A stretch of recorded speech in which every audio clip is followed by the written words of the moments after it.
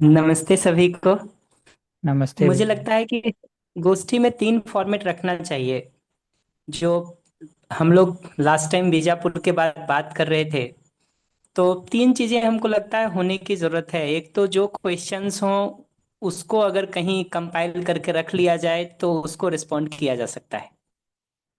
और दूसरा, जिनकी शेयरिंग करनी हो वैसे लोगों को भी कोऑर्डिनेट करके आइडेंटिफाई किया जा सकता है, जो पहले से अपने नाम बता दें तो उनकी शेयरिंग की जा सकती है।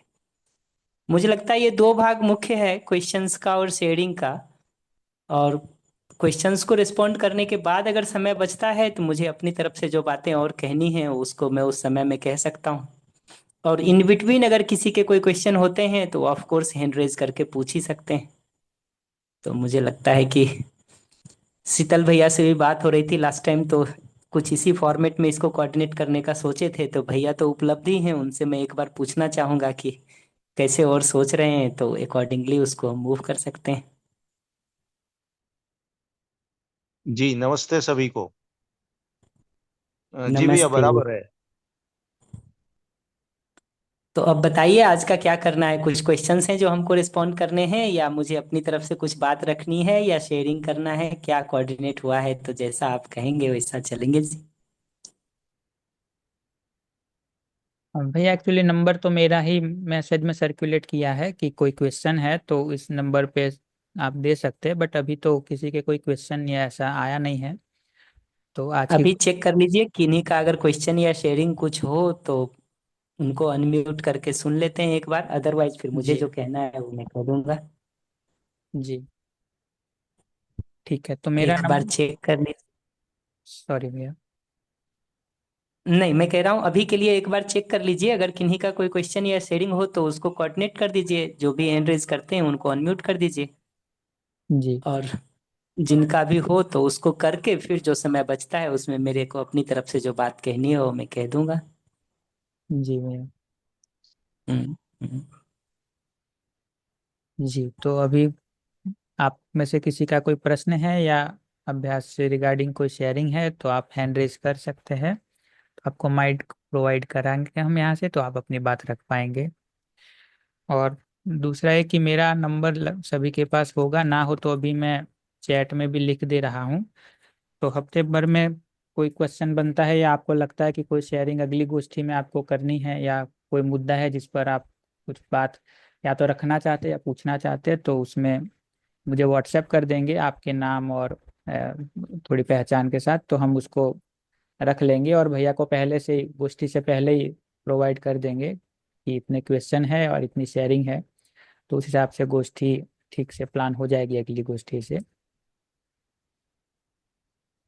अभी इमीडिएटली किसी का कोई क्वेश्चन हो या कोई शेयरिंग हो तो अपना हैंड रेज कर सकते हैं। आदित्य शुक्ला जी कह रहे हैं आई वांट टू शेयर। जी दीदी, आपको माइक दिया है, आप बात रख सकते हैं। जी सभी को नमस्ते। मेरी आवाज आ रही है? हाँ आ रही है दीदी, हेलो। थोड़ी लो है बस। अच्छा। हेलो। हाँ अभी ठीक है। अभी आवाज आ रही है? जी जी जी। जी जी। भैया नमस्ते। बहुत ही मैं सबसे पहले तो इस समय एक्साइटेड हूँ। मुझे लगता है इसको राग वाली चीज मैं कहूंगी क्योंकि बहुत सारा खुश हो गई मैं एकदम से वंदन भैया और श्याम भैया की आवाज सुन के। क्योंकि मैं कई बार अपने आप को वो मुंगेरी लाल जैसा ही पाती हूँ जो बीच बीच में भूल जाता है कि उसे करना क्या है। और ये सब सुन के और आप लोगों के कनेक्शन में आके मुझे वापस याद आ जाता है जिसको कहते हैं होश में आने वाला। तो बहुत सारे प्रश्न बीच बीच में बनते हैं पर बार बार वो जो दिसंबर वाली रिकॉर्डिंग है श्याम भैया की मैं उसको दिन में सुनती हूँ। और मतलब पूरी रिकॉर्डिंग क्या एक सेशन में ही मुझे लगता है बहुत सारा मुझे हफ्ता हफ्ता भर लग जाता है। और वो भी पूरी नहीं हो पाती है, कई शब्द छूट जाते हैं। तो उससे हल उसके मिलते रहते हैं। तो बस अगर शेयरिंग को मुझे और वंदन भैया मुझे कितनी देर में बात खत्म करनी है? हाँ दीदी, अ, ठीक है दीदी, मैं आराम से कितना बता सकते हैं। अच्छा। तो श्याम भैया कुछ कह रहे मैंने थे। माइक ऑन है जी भैया। हम लोगों ने फीडबैक के टाइम से ही दीदी सेट कर दिया है, अधिकतम समय 3 मिनट। जी जी ठीक है भैया, ठीक है, मैं कोशिश करती हूँ 3 मिनट के अंदर। तो पहले मैं रिकॉर्डिंग सुनती थी, और रिकॉर्डिंग भी मैंने तब सुननी शुरू की थी जब मेरी आवश्यकता बनी थी। मैं एक अभ्यास एक कर रही थी, और वो करते मेरा बहुत अच्छा सध रहा था, लेकिन उसके बाद मुझे लगा कि अब ये पूरा नहीं पड़ रहा है, क्योंकि अपनी बारीकियां तो दिखती नहीं है। हमें लगता है हम दिन में अपना थोड़ा टाइम वहां स्पेंड कर रहे हैं, तो मुझे लग रहा था मैं कर तो रही हूँ पर रिजल्ट नहीं आ रहा।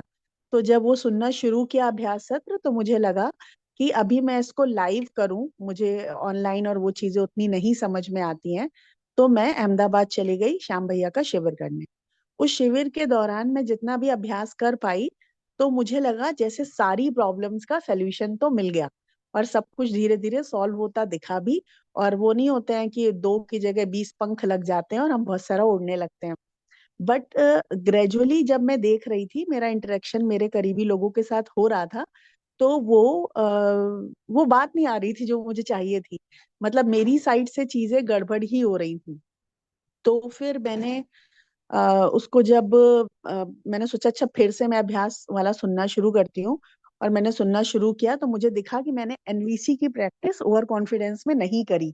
मुझे लगा मुझे एनवीसी तो पकड़ में आ गई है, और मैं पहले भी 2 शिविर कर चुकी हूँ, तो ये तो बड़ा आसान है ऑब्जर्वेशन करना, और बाकी लोग नहीं समझ पा रहे हैं। मेरा अहंकार बिल्कुल बूस्ट था, और मुझे लगा कि मैं बहुत समझ गई हूँ। पर जब मैं जीने जाती थी उसको, तो वो मामला गड़बड़ हो जाता था। उस समय एनवीसी सब वॉश आउट हो जाती थी, और जो वो अंदर वाली अदिति जो चल रही थी अभी तक वही, और फाइनली सब जगह गड़बड़ी हो रही थी।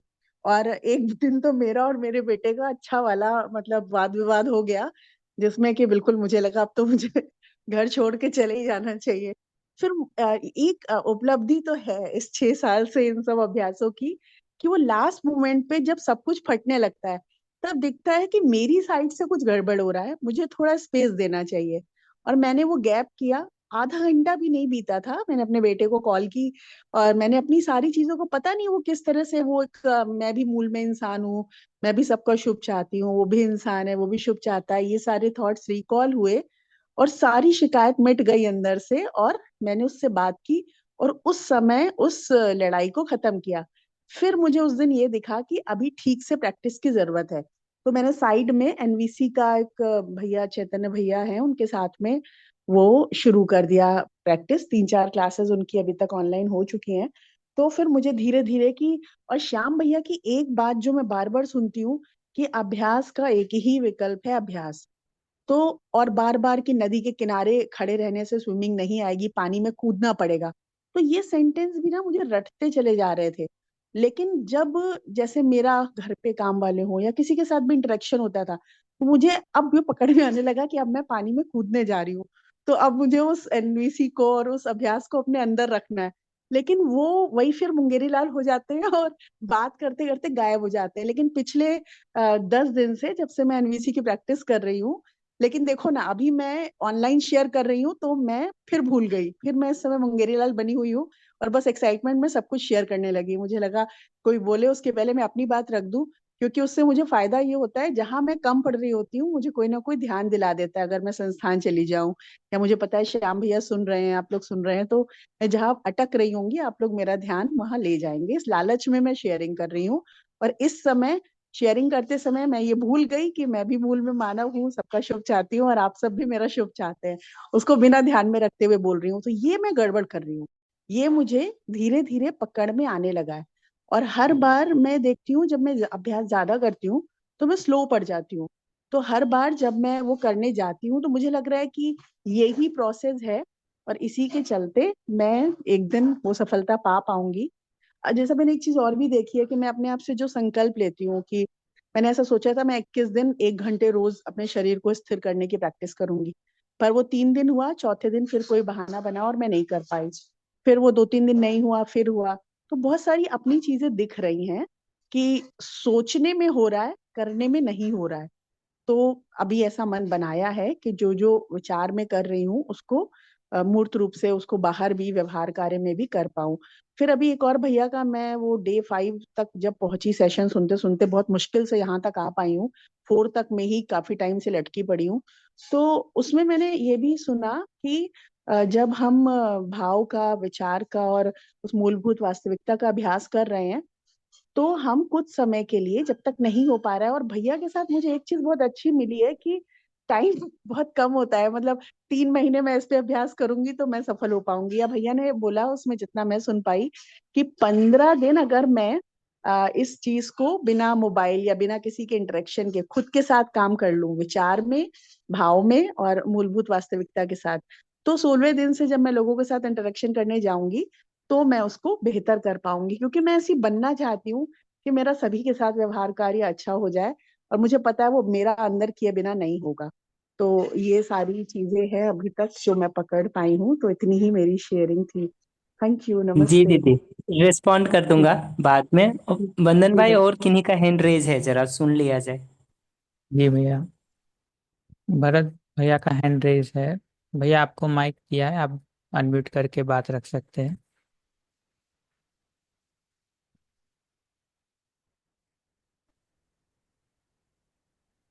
नमस्ते भैया। जी नमस्ते भैया, सभी को। नमस्ते। नमस्ते नमस्ते। नमस्ते। अभी जब से 8 तारीख से यहाँ पे आए हैं तब से अभी तक अभ्यास कर रहे हैं, और बीच बीच में अभ्यास छूट रहा है। तो मेरा एक क्वेश्चन ये था कि सेवा और निष्ठा दोनों पे थोड़ा अच्छे से समझना था भैया।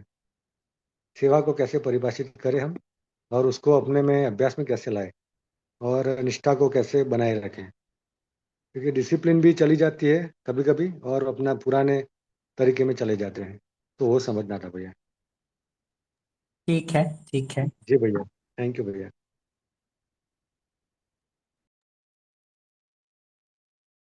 जी, अ, जितेंद्र भैया जी का हैंड रेज है। जीतू अंकल, आपको माइक दिया है, आप अनम्यूट करके बात रख सकते हो।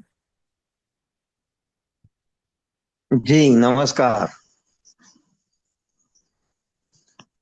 तो मेरा शेयरिंग है, और जी शेयरिंग में नमस्ते।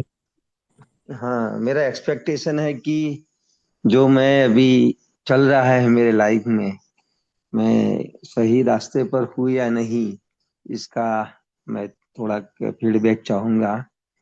तो मेरा अभी क्या है कि मैंने जॉब में से रिटायरमेंट ले लिया है, और पूरा मेरा रहना फार्म पर है। तो ज्यादातर यहाँ इंसानों के साथ काम करने का नहीं होता है। मैं, मेरी वाइफ, लक्ष्य 2 महीने से बाहर है, तो इसके साथ बहुत ज्यादा इंटरेक्शन नहीं होते हैं। फिर मेरे फार्म पर मजदूर काम करने वाले एक दो आते हैं, और कोई पड़ोस वाले। तो इनके साथ मेरा जो भी है पूरा अभी व्यवहार चल रहा है। तो ऑलमोस्ट मैं प्रैक्टिस कर रहा हूँ कि मेरी भाषा में अगर कोई वर्ड्स आ जाए तो भी मैं नॉन वायलेंस कम्युनिकेशन का पूरा ख्याल रख के अपनी बात रखूं। तो बहुत अच्छा, ऑलमोस्ट क्या बोले कि संघर्ष वाला बहुत रहता नहीं है। हाँ, वाइफ के साथ कभी कभी वो रह जाता है। उनकी जो बातें ऐसी होती है, मेरे से उनके एक्सपेक्टेशन ज्यादा रहते हैं घर की व्यवस्था के बारे में। तो कभी कभी मैं उनको है ना, वो याद दिलाता हूँ कि जो भी बोलना है नॉन वायलेंस कम्युनिकेशन को बैकग्राउंड में रख के ही बोलना है ना। तो एक बढ़िया प्रैक्टिस चल रही है एनवाईसी की, एनवीसी की। तो एक अच्छा है फार्म में प्रकृति के साथ जो रहना है, पेड़ पौधे, प्लांटेशन, उनका ग्रोथ देखना, उनकी देखभाल करना। एक गाय है तो इसके साथ जो भी है ना। तो बहुत सुकून वाला माहौल है ऐसा मुझे लगता है। और मेरी ये उम्मीद है कि मैं फीडबैक चाहूंगा कि मैं सही रास्ते पर हूँ, ये अभ्यास ठीक से चल रहा है जीने का। अभी तक अभी तक जितनी भी सूचनाएं मिली, या और मुझे कुछ करना रहता है ना। वही है मेरी अपेक्षा। जी, रिस्पॉन्ड कर देता हूँ। जी। जी, शशि मौसी जी का हैंड रेज है, आपको माइक दिया है, बता सकते हैं। जी, आवाज आ रही है मेरी? जी, आ रही है। हाँ, नमस्ते श्याम भैया। नमस्ते नमस्ते। नमस्ते सभी को। भैया, मैं शुरू में तो अपनी शेयरिंग रखती हूँ। हुआ ऐसा कि जब आपके अभ्यास सत्र से लौटे थे, तो जो अ, अपने आप में जो विश्वास था, वो चरम सीमा पे था। और यूं लगा था कि अब तो जीवन में कोई समस्या ही नहीं रहनी है, सब कुछ ठीक हो जाना है। और उसी उत्साह के साथ में जिन संबंधों में काफी लंबे समय से समस्याएं आ रही थी, वहां पे काम करना शुरू किया। और ये कि अ, दूसरा इंसान समान है, शुभ चाहता है, वो सारी चीजें प्रैक्टिस करनी शुरू की और अनुकूलता बनी। और उस अनुकूलता का परिणाम ये हुआ कि मैं पूरे उत्साह में कि बस अब तो मतलब वो जैसे ही वो अनुकूलता बनी, सजगता चली गई। और ये था कि उस अनुकूलता का पूरा आनंद जो था, मैं उसी में पूरी तरह से मगन हो गई। बीच में कहीं एक मतलब 1 महीना करीब मैं उस स्थिति में रही थी। करीब 20-25 दिन हुए थे, तो मेरे को ये ख्याल आया था कि मैं ये कैसे सोच रही हूँ कि मतलब सब कुछ ठीक हो गया है। न तो सामने वाले के संस्कारों पे काम हुआ है, मतलब उनका तो ध्यान ही नहीं है, तो उनका तो बिल्कुल ही नहीं हुआ है। और अभी मेरे भी संस्कार जो हैं वो इतने आसानी से तो जाने वाले नहीं है। तो ये जो मैं कर रही हूँ, जो अनुकूल वातावरण बना है, उसका जो मैं आनंद उठा रही हूँ, उसका जो आस्वादन कर रही हूँ, ये वो स्थिति है। तो ये इसके लिए सजग रहना, ये मैंने सोच तो लिया था। लेकिन करीब महीने भर बाद में एक ऐसी घटना हुई जो मेरी आशा के विपरीत थी। और वो घटना ने मुझे मतलब मेरे सारा जो अभ्यास था उसको उखाड़ फेंका। और मैं इतनी बुरी तरह से रिजेक्शन में गई, गुस्से में, आवेश में, दुख में, पीड़ा में। मतलब जो पिछला वाला था ना, तो वो सारा का सारा उठ के मेरे आगे आ गया। और मेरे लिए बहुत मुश्किल हो गया फिर इस अभ्यास को करना। और फिर मुश्किल ही होता चला गया। हालांकि कुछ समय बाद में मैंने उस चीज को देखा, फिर वापस से आपके जो वो वीडियोस थे वो सुनने शुरू किए। काफी चीजों का जवाब भी मिलता गया। फिर ये भी दिखा कि हर चीज के जवाब आपने दिए हुए हैं, जहां भी मैं अटकती हूँ। पर बात ये है कि जहां मैं अटकती हूँ वहां पे फिर मैं इतनी बेहोश हो जाती हूँ कि होश में आके कुछ कर लूं, ये मुझे ध्यान ही नहीं रहता है ना। और जब रहता है तो वो स्पान बहुत कम होता है। हालांकि सजगता का अभ्यास कर रही हूँ, पर वो स्पान अभी तो बहुत ही कम है। अगर मैं 24 घंटे की बात करूं, वो आधे घंटे का समय भी मैं निकाल रही हूँ। उसका परिणाम हुआ है कि मैं अब, पहले ये होता था कि दृष्टा लेवल से जाके देखना वो कभी अनायास ही होता था, हमेशा जब मैं चाहूं नहीं होता था। लेकिन अब ऐसा होने लगा है कि कैसे करके वो थोड़ा थोड़ा होने लगा है। तो यहाँ पे मेरे कुछ प्रश्न बने हैं जो अभी तक का मेरा एक्सपीरियंस रहा है। उसमें पहला ये है कि मेरा ध्यान जो है ना, वो ज्यादा समस्या की तरफ रहता है। इतनी सारी अच्छी चीजें हैं, लेकिन उसकी तरफ ध्यान नहीं जाता। वो एक दो लोग जिनके साथ जीवन में समस्या बनी हुई है, हमेशा जो विचारों में वही चलते रहते हैं। दूसरा, पहले बहुत ज्यादा डरती थी उन लोगों से।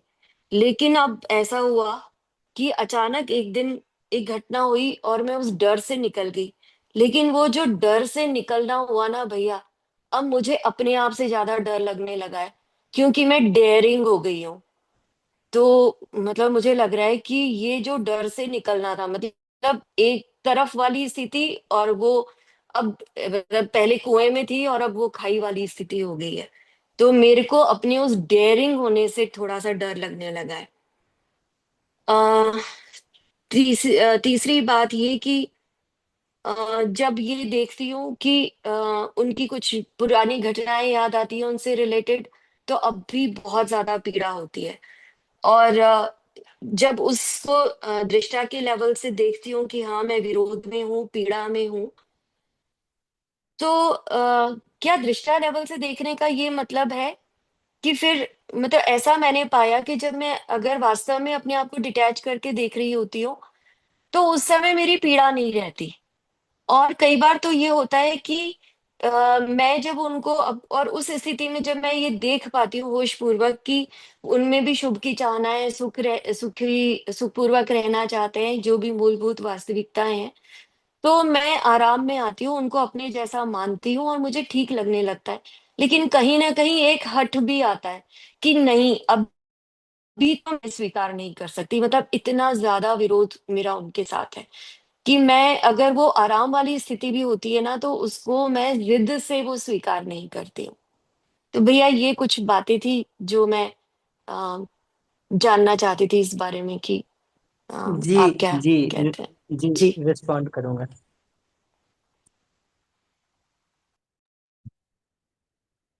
ये विकास भैया का हैंड रेज है। भैया माइक दिया है आपको, आप। जी। नमस्ते वंदन भैया, नमस्ते श्याम भैया, और सभी को नमस्ते। तो भैया मेरा जो अभी ध्यान जो जा रहा है जीने में, एक तो जो हम लोगों ने पहले जो अध्ययन अभ्यास शिविर का जो था, एक मेन बात जो मैंने पकड़ी थी कि हर मानव जो है सही जीना चाहता है, सही करना चाहता है, ये वाला। तो ये मैंने इस पे अभ्यास तो मैं कर रहा था, पर मैं देख रहा था कि इतना बस सोच लेने से कि हर मानव सही जीना चाहता है, सही करना चाहता है, उसकी मूल चाहना तो सही है करके कहीं ना कहीं पॉज ले जा रहा था कि हाँ इनकी चाहना तो ठीक है, और वो कुछ भी गलती कर रहे हैं तो इग्नोर करके हाँ चाहना तो ठीक है ऐसा सोच के। पर ना वो जब तक वो डिस्कशन नहीं हो रहा था उस संबंध को ठीक करने के लिए, तब तक सॉल्यूशन नहीं निकल रहा था, ऐसा मैंने देखा। तो फिर अभी वाला जो हमारा यूथ कैंप वाला शिविर हुआ उसमें भी जो विचारों में समाधान, तो वो काफी हेल्पफुल रहा कि मैंने मूल तो है ही चाहना के रूप में, पर जहां जहां पर कॉन्फ्लिक्ट थे संबंध में, फिर मैंने ना उनको ऐसे पूरा ध्यान से उनको फिर मैंने कॉल करके मुझसे जो जो गलती हुई थी उसके लिए मैंने उनको सॉरी भी कहा। मैंने कॉल करने की कोशिश की तो वो लोग कॉल उठाया नहीं। फिर मैंने जो पॉसिबल था तो मैंने मैसेज किया, तो मैसेज में एक का तो बहुत अच्छा रिप्लाई आया, उन्होंने बहुत अच्छे से मुझे स्वीकार किया। और एक का रिप्लाई आया कि बात करते हैं बाद में, ऐसा वाला। तो मैं बोला ठीक है बिल्कुल, मैं तो आपको कॉल ही कर रहा था उस चीज के लिए करके। तो वो उनसे भी बात होनी बाकी है। तो मैं ये देख पाया भैया कि मैं थोड़ा सा एक स्टेप मतलब थोड़ा शुरू में तो गट्स भी लगता था कि सॉरी बोलने के लिए, पर इस बार मैं देखा कि मैं जब उनकी चाहना सही है और मैं संबंध को ठीक करना ही चाहता हूँ, तो फिर मुझे ये जो अंदर गर्माहट लगती है सॉरी बोलने से पहले, तो वो नहीं लगनी चाहिए करके। तो इस बार मुझे नहीं लगा, मैं पूरे कॉन्फिडेंस में इस बात को लेकर चल ही रहा था कि मुझे अपने संबंध ठीक करने ही है करके। तो एक ये चीज का अभ्यास कर रहा हूँ, और ये बाहर वाले संबंधों में तो जल्दी ठीक हो जाता है, तो घर में इस चीज का अभ्यास कर रहा हूँ अभी। तो धीरे धीरे मैं देख पा रहा हूँ कि घर वालों को एकदम से बहुत अच्छा बन के टाइप का तो नहीं हो पा रहा है, पर उनको एटलीस्ट सुनना हो पा रहा है। मैं जो फिल्टर करके सुनने वाली जो बात है ना, वो मैं करने की कोशिश कर रहा हूँ, तो वो बहुत ज्यादा वर्क कर रहे हैं। तो मैं खुद से बहुत ज्यादा तो बोल नहीं रहा हूँ, पर सुनने के समय मैं थोड़ा जो भी वो बोल रहे हैं, चाहे वो किसी भी शब्दों का प्रयोग कर रहे हैं, और उनकी नीड को मैं जानने की कोशिश कर रहा हूँ। तो वो हो रहा है, उसका रिजल्ट भी बहुत अच्छा मिला मुझे। तो फिर दूसरी बात ये जो मैं अभी सूक्ष्मता से देखता हूँ कि जब मैं किसी को, सम्मान का जो मेरा आधार है कहीं ना कहीं जो मान्यताओं पे आधारित, जो अपन भौतिकता के आधार पे जो सम्मान करते हैं, कहीं ना कहीं वो है थोड़ा बहुत, वो चीज मैं देख पा रहा हूँ। पर साथ ही देख पा रहा हूँ तो उसको ठीक भी कर पा रहा हूँ धीरे धीरे। पहले देखना ही नहीं हो पाता था कि मैं किस आधार पे सम्मान कर रहा हूँ। तो जो पूरी जो मान्यताओं पे आधारित जो पूरा लंबा वाला लिस्ट था ना भैया अपन का, वो चार्ट, फ्लो चार्ट, वो देखता हूँ कि हाँ ये यहाँ पर मैं फंस रहा था। फिर अब उनको मानव के रूप में सम्मान करना है, उनकी चाहना के रूप में, तो इस तरह से स्नेह का भी अभ्यास करने का प्रयास चल रहा है। तो कुल मिला के यदि मैं अपनी पूरी चर्चा को समेटूं, तो मैं कोशिश कर रहा हूँ कि अपने जो भी विचार चल रहे हैं उसको एक बार होशपूर्वक देखते रहूं मैं। और इस तरह से मतलब जो मेरी संवेदनशील संवेद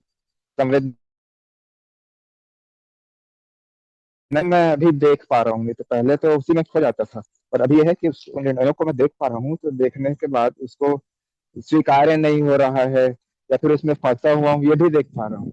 तो बस कोशिश ये है कि जो नेचुरल एक्सेप्टेंसी के साथ मुझे निर्णय लेना है, तो ये चीज की ओर रुझान है। हालांकि वैसा पूरा हो नहीं पा रहा है, संवेदनाओं पे ही ज्यादा दिखता है, पर एटलीस्ट इसको देख पा रहा हूँ, इतना हो पा रहा है। तो मतलब मुझे ठीक लग रहा है मेरा जीना, ऐसा देख पा रहा हूँ भी। और बाकी कुछ रहेगा प्रश्न तो मैं जरूर बाद में पूछूंगा।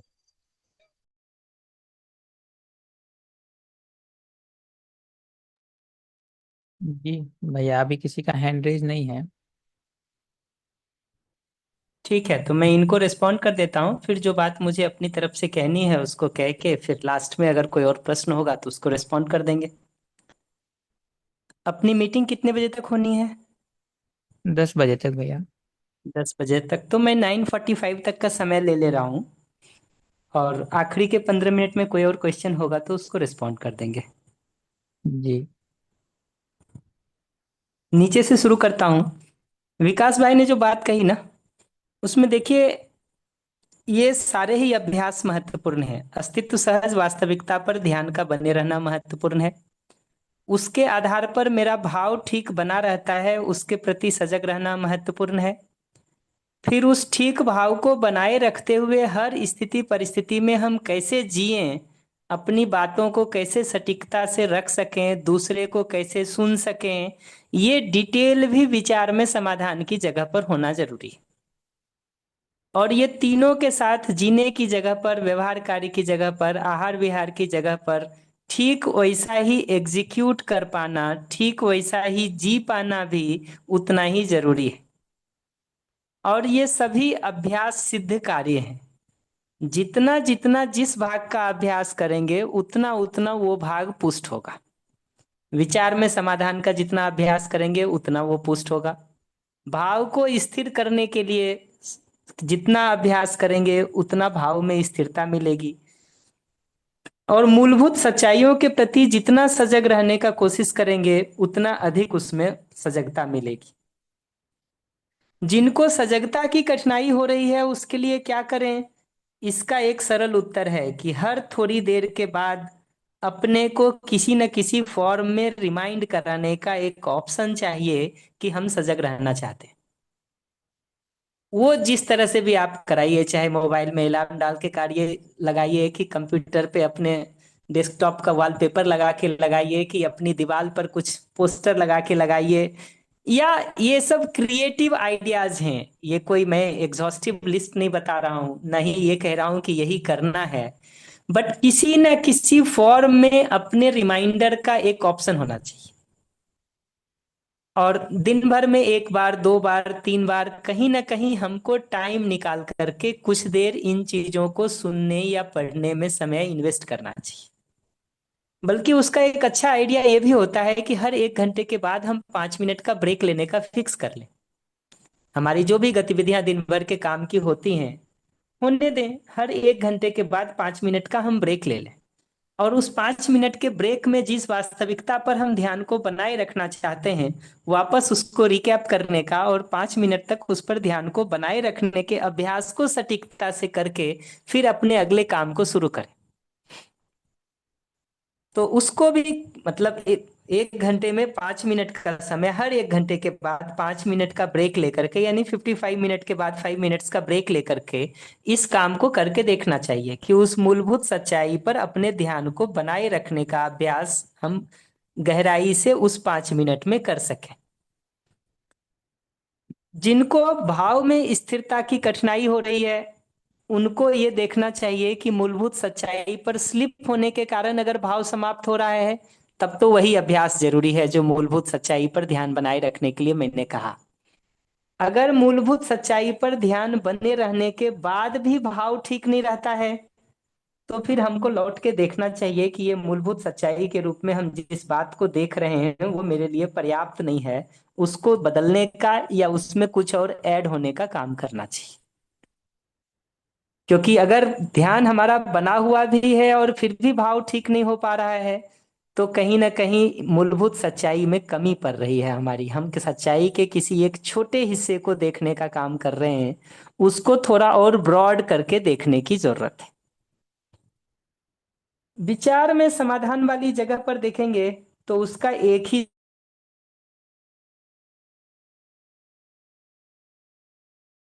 वाले की आवश्यकता क्या है, ये दोनों आवश्यकता कैसे पूरी हो सकती है, उसको ध्यान में रख करके उपाय सोचना। तो मेरा शुभ और सामने वाले का शुभ, ये दोनों शुभ ध्यान में रख करके उपाय को सोचने का नाम विचार में समाधान है। तो हमारा भाव ठीक बना रहे, उसके साथ मेरी आवश्यकताएं पूरी होती रहे, सामने वाले की जो आवश्यकता है वो पूरी हो, ये दोनों कैसे ठीक से हो सकता है, उस बात को ढूंढने का नाम समाधान है। और अगर किसी कारण से वो आवश्यकता पूरी नहीं हो सकती है, तो अपने फीलिंग को, अपने नीड को ठीक से एक्सप्रेस करने का काम बिना दूसरे को ब्लेम किए, ये समझना जरूरी है। तो हमको ये पकड़ना जरूरी है कि अगर हमारी भाषा में हमारा फीलिंग या नीड एक्सप्रेस नहीं हो रहा है, सामने वाले के फीलिंग या नीड के बारे में हम कुछ नहीं कह रहे, हमारे लैंग्वेज में अगर ऑब्जर्वेशन नहीं है या रिक्वेस्ट नहीं है, तो निश्चित रूप से हमारा लैंग्वेज गलत हो गया है। और लैंग्वेज के गलत होने का मतलब बेसिकली विचार गलत हो गया है, क्योंकि ये भाषा और विचार एक दूसरे से अविभाज्य रूप से जुड़े हुए हैं। ये बाहर जो भाषा निकलती है, अंदर उसका सारा फॉर्मुलेशन विचार में होता है। तो भाषा की चूक बेसिकली भाषा की चूक नहीं है, वो विचार की ही चूक है। तो विचार की जगह पर जाके हमको अपने शुभ और दूसरे के शुभ दोनों को केंद्र में रख करके उपाय सोचने की जरूरत है। और अपने एक एक सेंटेंस में ये देखने की जरूरत है कि या तो वो फीलिंग के बारे में कुछ कह रहा है, या नीड के बारे में कुछ कह रहा है, या ऑब्जर्वेशन के बारे में कुछ कह रहा है, या रिक्वेस्ट के बारे में कुछ कह रहा है। अगर ये चार से अतिरिक्त हम कुछ बोल रहे हैं, तो हमको तुरंत संभल जाना चाहिए कि कहीं ना कहीं हम ब्लेम में तो नहीं चले गए, हम विरोध में तो नहीं चले गए, हम दूसरे को गलत सिद्ध करने में तो नहीं चले गए। क्योंकि बहुत बार विचार में हम ये गलती कर बैठते हैं कि हम तर्क संगत ढंग से सिद्ध करने चले जाते हैं चीजों को, और सिद्ध करने जब भी जाएंगे तो अपने को सही और दूसरे को गलत, इतना ही सिद्ध करने का काम कोई भी आदमी करता है। अच्छा, मैं कितने भी अच्छे तर्क संगत ढंग से अपने को सिद्ध कर दूं कि मैं सही हूं, आप गलत हैं, इससे कोई आपका ज्ञान चक्षु नहीं खुल जाता है, नहीं आपको कोई बहुत संबंध का भाव हमारे साथ दिखना शुरू हो जाता है। मुझे लगता है संबंध की जगह तो वहां से दिखाई देती है जहां अगला जैसा भी है, हम उसको यथावत स्वीकारते हैं, और उसको भी अपने जैसे दूसरे मानव के रूप में देख करके यथावत सम्मान से प्रस्तुत होते हैं। ये जगह है जहां से अगला हमारे साथ जुड़ाव महसूस करता है।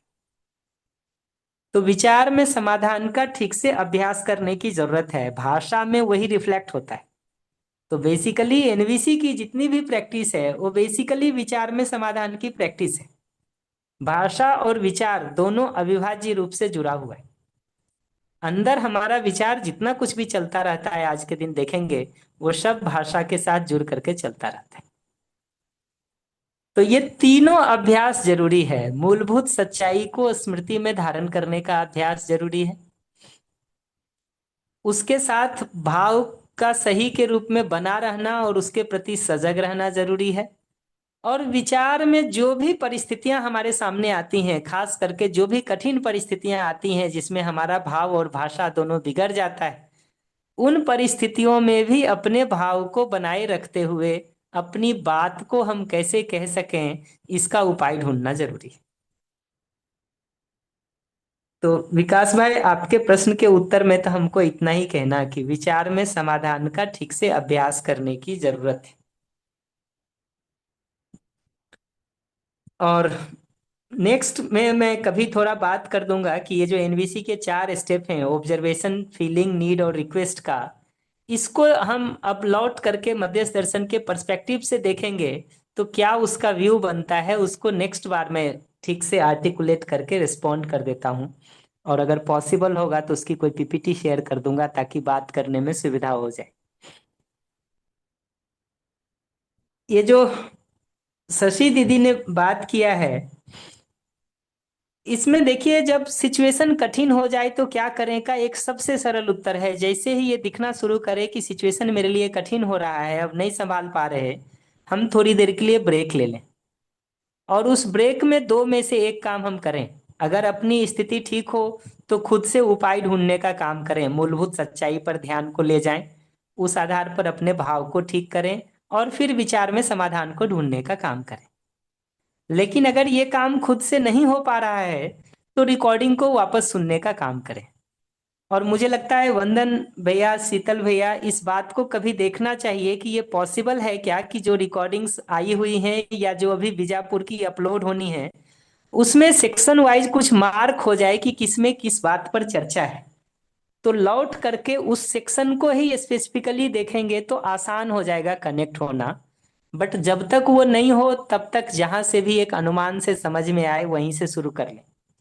जैसे ये कठिन हो जाए के स्टेप में एक एक करके हमने 5-6 स्टेप में उसकी बात करी थी कि फर्स्ट स्टेप में क्या करें, सेकंड स्टेप में क्या करें, थर्ड स्टेप में क्या करें, फोर्थ में क्या करें, फिफ्थ में क्या करें।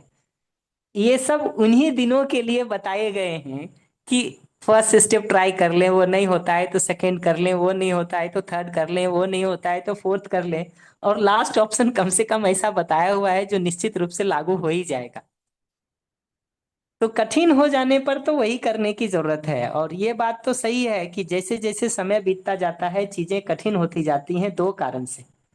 एक तो शिविर के दौरान बहुत सारा प्रबोधक का और वातावरण का प्रभाव होता है, वो आपका स्वभाव नहीं होता।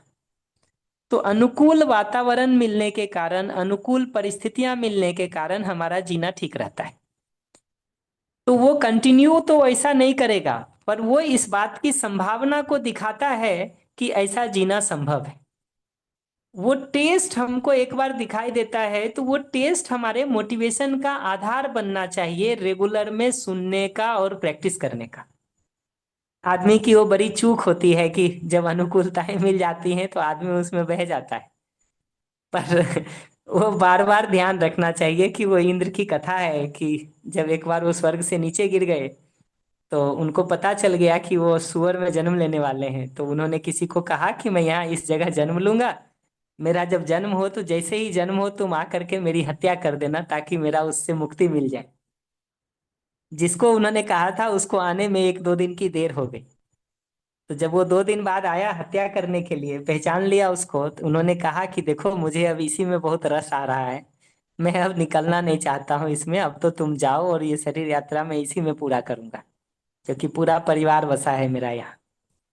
तो वो जब 2 दिन फैल जाता है मानस में पूरा चित्र ना, और उसमें भी कुछ अच्छा लगने वाला फैल जाता है, तो हमको ये समझ में आना चाहिए कि ये कीचड़ में रस लेने वाला डिजाइन है। ये अनुकूलता में बह करके जो हम अपना समय खराब कर लेते हैं, ये कीचड़ में रस लेने वाला डिजाइन है, उसको समझना जरूरी है।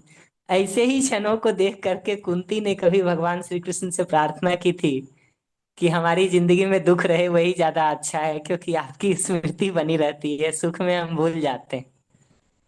तो वो समझना जरूरी है कि जो सुख के क्षण होते हैं और जो जिंदगी में अनुकूलता के क्षण होते हैं उसका प्रयोग करना होता है अपनी स्थिति को और बेहतर करने के लिए, ना कि उसमें लोट पलोट करके समय खराब करने के लिए। इस बात को जितना जल्दी समझेंगे उतना अच्छा है। तीसरी बात मुझे ये कहनी है कि ये जो समस्या पर ध्यान जाता है तो आदत और अभ्यास हो गया है समस्या पर ध्यान जाने का, तो वो तो जाएगा। उपाय क्या है? उपाय एकदम सिंपल है। जब भी होश आ जाता है और ये दिखता है कि समस्या पर मेरा ध्यान गया हुआ है तो लौटा करके समाधान पर ध्यान दें। अंतर क्या है दोनों में? अंतर यह है कि समस्या में हम कठिन परिस्थितियों का रोना धोना भर रोते हैं, शिकायत होती है, उस कठिन परिस्थिति के कारण के रूप में हम दूसरे को पहचान करके उसके प्रति शिकायत भाव से भरे होते हैं। समाधान का मतलब है जो भी परिस्थिति है उसमें अपने भाव को ठीक बनाए रखते हुए हम कैसे रिस्पॉन्ड कर सकते हैं ताकि हमारी जरूरत भी पूरी हो सके और अगले की जरूरत भी पूरी हो सके। इस उपाय को ढूंढने का नाम समाधान है। तो जब भी ध्यान कमियों की ओर जाता है तो निर्णय पूर्वक उसको अच्छाइयों की तरफ शिफ्ट कर ले। जब भी ध्यान समस्या के विश्लेषण और बखान में ही जाता है तो हमको ये दिखे कि ये स्लिप हमसे हो गई, हमको ये नहीं लगे कि ये हमारे दुख का कारण बाहर की कठिन परिस्थितियां हैं, हमको ये दिखाई दे कि हमारे दुख का कारण बाहर की कठिन परिस्थिति या दूसरा व्यक्ति नहीं है, बल्कि मेरे दुख का कारण यह है कि इस कठिन परिस्थिति में हमको जीने नहीं आता है। इस दूसरे व्यक्ति ने जिस तरह का दुर्व्यवहार किया है उसमें हमको रिस्पॉन्ड करने नहीं आता है, क्योंकि अपने सुखी होने के लिए तो इसी को सीखना जरूरी है। बाहर की परिस्थिति और दूसरे व्यक्ति के ठीक होने को अगर हम पहले सोचते हैं, फिर हम अपने भाव विचार को ठीक करेंगे, तो हम संसार के आखिरी आदमी होंगे जो ठीक होंगे। ये बात हमको समझ लेना जरूरी है। तो अगर समस्या के कारण के रूप में अपनी अयोग्यता दिखती है तो दूसरे से शिकायत नहीं होती, बल्कि अपनी योग्यता को बढ़ाने के लिए हम प्लान और प्रोग्राम सोच पाते हैं। स्वाभाविक रूप से ध्यान समाधान की ओर शिफ्ट हो जाता है। और आखिरी बात जो आपने कही कि एक डर से निकल गए लेकिन खुद से डर लगने लगा है, मैं उसको अपनी भाषा में कहूँ तो खुद के दुस्साहस का डर है वो। और खुद के दुस्साहस वाले डर से निकलने के लिए जो सबसे अच्छा उपाय है वो तो बार बार सही क्या है उसको सोचने का, और सही के अर्थ में ही हमको जीना है, इस संकल्प को मजबूत करने का निर्णय लेने की जरूरत है। सही पर हमारा ध्यान बना रहता है और सही का संकल्प ही हमारे में रहता है, तो तत्परता और साहस के रूप में मानव संचेतनावादी मनोविज्ञान में पढ़ेंगे तो वृत्ति की क्रिया के रूप में दिखाई देगा। तो वो सही समझ और सही जीने के निर्णय से टिका हुआ है, तो वो साहसी रहता है, दुस्साहस नहीं रहता। सही समझ स्लिप हो जाए या सही जीने का निर्णय स्लिप हो जाए, तब जाके वो साहस दुस्साहस की ओर बदलता है। तो वो दो जगह पर ही अपने ध्यान को फिक्स करने की जरूरत है कि सही पर मेरा ध्यान बना रहे और सही जीने का संकल्प अपने में स्थिर रहे। उसी में अपने शुभ को, अपने सुख को हम देख सकें, तभी वो नीचे स्थिर हो सकता है, नहीं तो स्थिर नहीं होगा।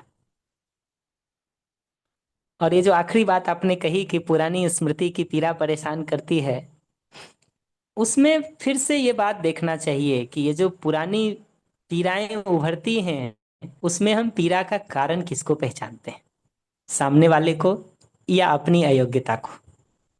सामने वाले को जब तक पीड़ा का कारण पहचानेंगे तब तक वो शिकायत होता ही रहेगा और सिर भारी होने का काम शुरू होता ही रहेगा। हमको लौट करके ये पहचानने की जरूरत है कि परिस्थितियां किसी को भी सारी अनुकूल नहीं मिलती। और जो बात आपने थोड़ी देर पहले कही ना कि अनुकूल परिस्थितियां मिल जाती हैं, तो हम तब तक बेहोश रहते हैं जब तक कि प्रतिकूल परिस्थितियां ना आ जाए।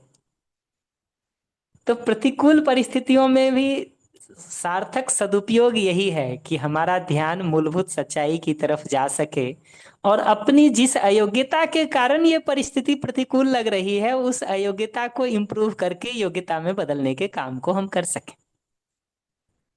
प्रतिकूल परिस्थितियों का यही सदुपयोग है। नहीं तो हमसे जो बड़ी चूक होती है वो ये कि अनुकूल परिस्थिति में हम बेहोश रहते हैं और प्रतिकूल परिस्थिति में हम उसका रोना रोते रहते हैं। तो ये दोनों ही परिस्थितियों का दुरुपयोग है। होना क्या बनता है? होना ये बनता है कि प्रतिकूल परिस्थिति में हम कम से कम अपनी अयोग्यता को ठीक से पहचान सकें और उसको कैसे ठीक किया जा सकता है इसके उपाय ढूंढने की तरफ शिफ्ट हो सके। और जब अनुकूल परिस्थितियां हैं तो हम निश्चित रूप से अपने अध्ययन अभ्यास का एक निश्चित कार्यक्रम दिन भर में बना करके रखें। तो दिन में कुछ समय तो हमको अपने अध्ययन अभ्यास के लिए इन्वेस्ट करने की जरूरत है ही। और अध्ययन का मतलब मैं कह रहा हूं सार्थकता की सूचना पर अपने ध्यान को पढ़ना, ग्रहण करना। और अभ्यास का मतलब मैं कह रहा हूं वो जो सही हमको समझ में आया है, जिसका भास आभास हमको पढ़ते समय हुआ है, होश पूर्वक उसको अपनी स्मृति में धारण किए रहना, उसके प्रति सजग रहना, वो मूलभूत सच्चाई मेरे ध्यान में बने रहना। और जितना जितना इस अभ्यास को करेंगे उतना उतना ये आपके लिए सहज होता जाएगा। जितना जितना इसको नहीं करेंगे उतना उतना ये भूत जैसा सिर पे बैठा रहेगा और एक डर की तरह हावी होता रहेगा। और देखिए, जब दिखाई देता है कि अगला मानव भी सुख चाहता है मूलतः और जिद के कारण उसको स्वीकार नहीं कर पाते, तो ये दिखाई देना चाहिए कि हमारा जिद और जिद के मूल में अहंकार है, वो समस्या का कारण है, ना कि सामने वाला आदमी। अपने जिद को और अपने अहंकार को समस्या के कारण के रूप में पहचानेंगे तो उस समय आप कुछ कर पाए चाहे नहीं कर पाए, लौट के जब भी सामान्य स्थिति में आएंगे तो अपने जिद और अपने अहंकार को ठीक करने के प्रोग्राम को सोचने पर अपने को इन्वेस्ट करेंगे, ना कि सामने वाले व्यक्ति को सुधारने पर। इसका ये मतलब नहीं है कि सामने वाले व्यक्ति का ध्यानाकर्षण नहीं करवाया जाए, लेकिन ये समझ में आना जरूरी है कि जिद और अहंकार रूपी रोग के साथ तो हम दूसरे का कुछ सुधार का काम नहीं कर सकते।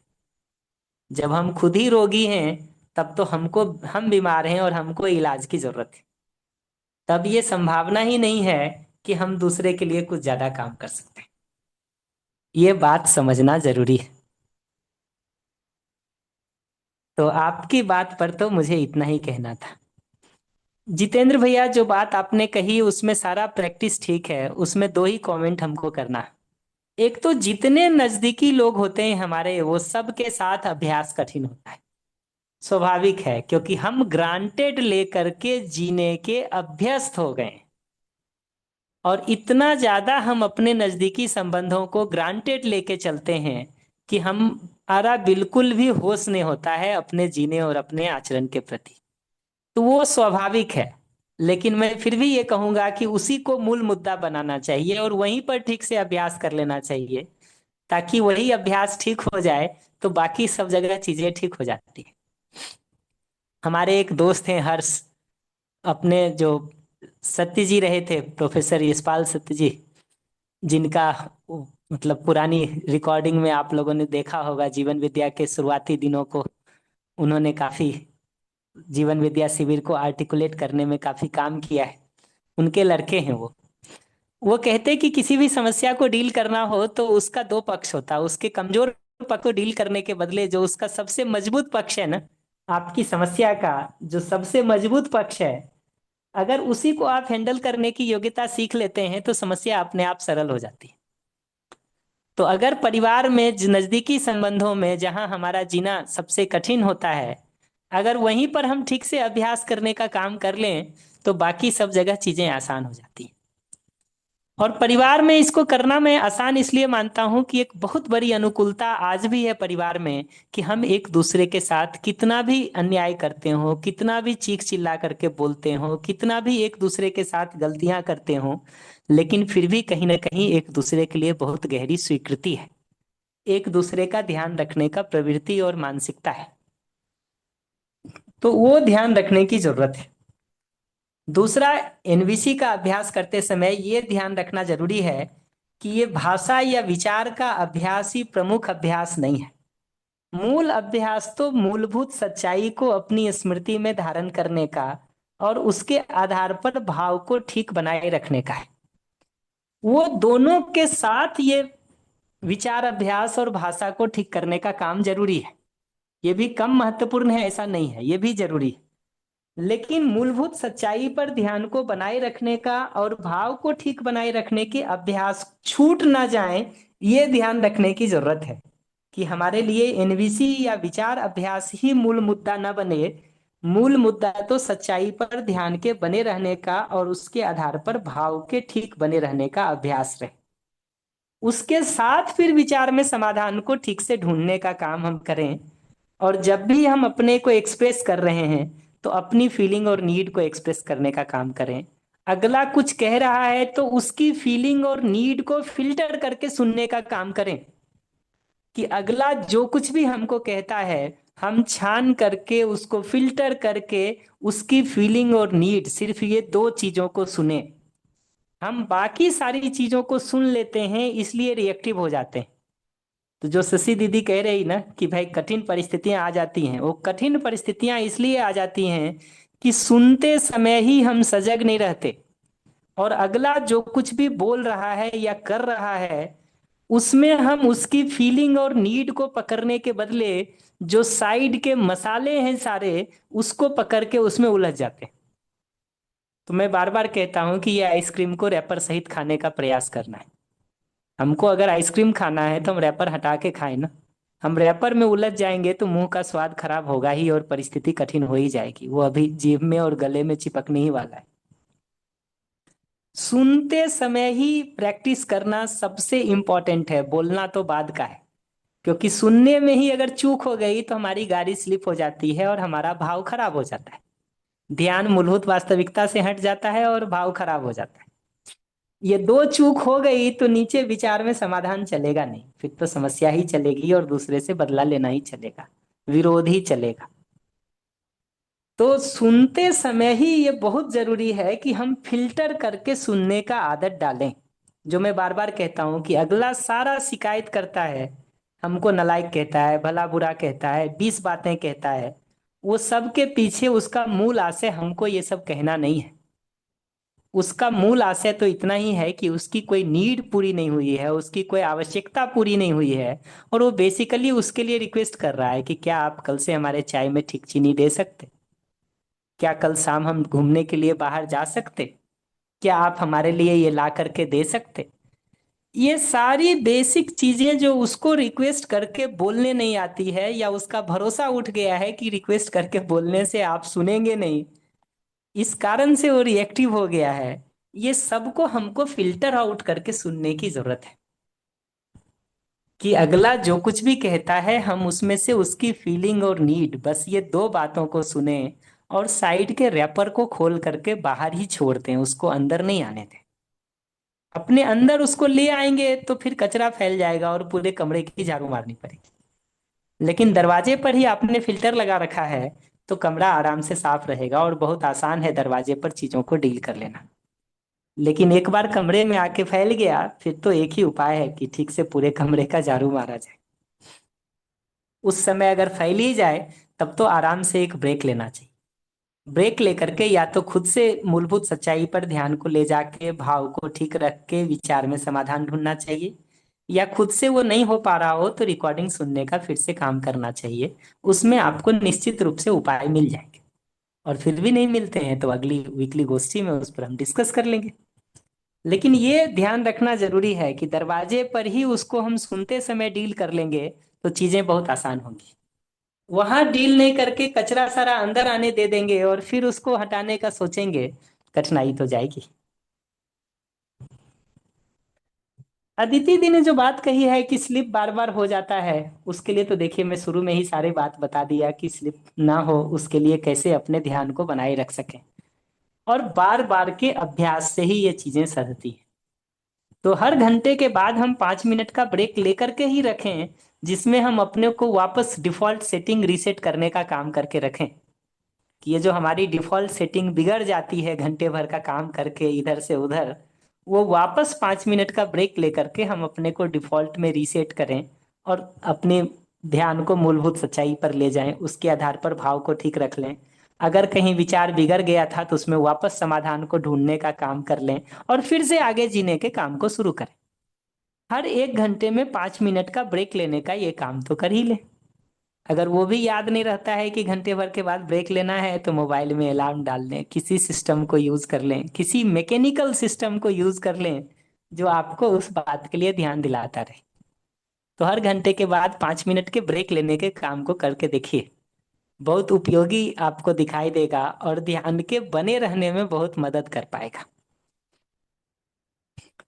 जो निष्ठा को बढ़ाने की बात भरत भाई ने की थी और सेवा के संदर्भ में, देखिए निष्ठा हमारा किसी भी चीज को 2 ही चीज से बढ़ता है, या तो हमारे लिए सार्थक है, महत्वपूर्ण है, उपयोगी है, ये बात दिखती है तो, या उसमें अपनी जिंदगी का शुभ और सुख दिखाई देता है, शुभ और सुख दिखाई देता है, इससे निष्ठा बढ़ती। तो जिस चीज में हमको निष्ठा बढ़ाने का मन है, हमको बार बार पलट के ये देखना चाहिए कि वो मेरी जिंदगी में सार्थक है कि नहीं, महत्वपूर्ण है कि नहीं। और अगर वहां से ध्यान स्लिप होकर के किसी दूसरी चीज पर जाता है तो हमको अपने से बार बार ये सवाल पूछना चाहिए कि ये जिस दूसरी चीज पर ध्यान स्लिप होकर के चला गया, ये मेरे लिए ज्यादा सार्थक और महत्वपूर्ण है, या जिस पर मैं ध्यान को बनाए रखना चाहता था वो ज्यादा सार्थक और महत्वपूर्ण है। ये सवाल बार बार हमको अपने से पूछ के देखना चाहिए।